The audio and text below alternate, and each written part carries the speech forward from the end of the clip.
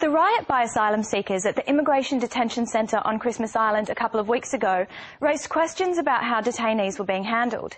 The Minister for Immigration, Chris Evans, said he was comfortable with the way the detention centre was being managed. But who is actually managing it? Well, not the Department of Immigration. Earlier this year, the Rudd government outsourced the operation of Christmas Island and other detention centres to a British company with an interesting track record. This is the Serco Group. They run all 7 immigration detention centres in Australia, but they do lots more. In fact, they're probably the biggest company you've never heard of. Governments all around the world outsource to Serco. They run half of London's traffic lights, all of Dublin's, and in Ontario, Canada, they test you for your driver's licence.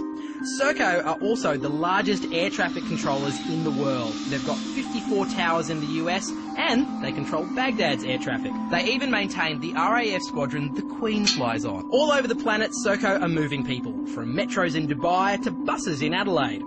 And they're good at stopping people from moving too. Serco will soon be the largest operator of private prisons in the UK, and they're very efficient at it. In one prison, they increased capacity by 20%, simply by putting beds in the toilets. In another Serco prison, a 14-year-old hanged himself after being assaulted by Serco guards, the UK's youngest ever death in custody. But don't think Serco aren't good with kids. In Bradford, they run all the state schools in the district.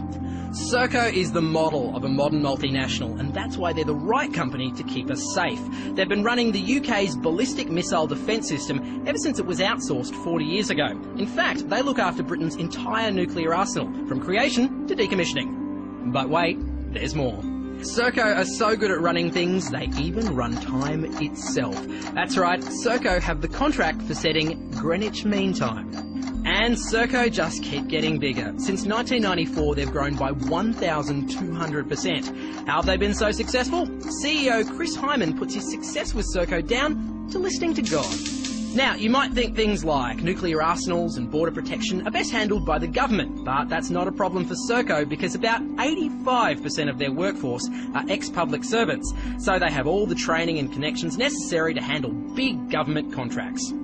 In Australia, Serco have a presence on every military base, run every immigration detention centre, 2 prisons, cross-country trains like the Indian Pacific and the GAN, and they're bidding on more contracts right now, including one to run prisons across New South Wales. So, even if you don't know their name, chances are you're caught in their web. Serco, bringing service to life.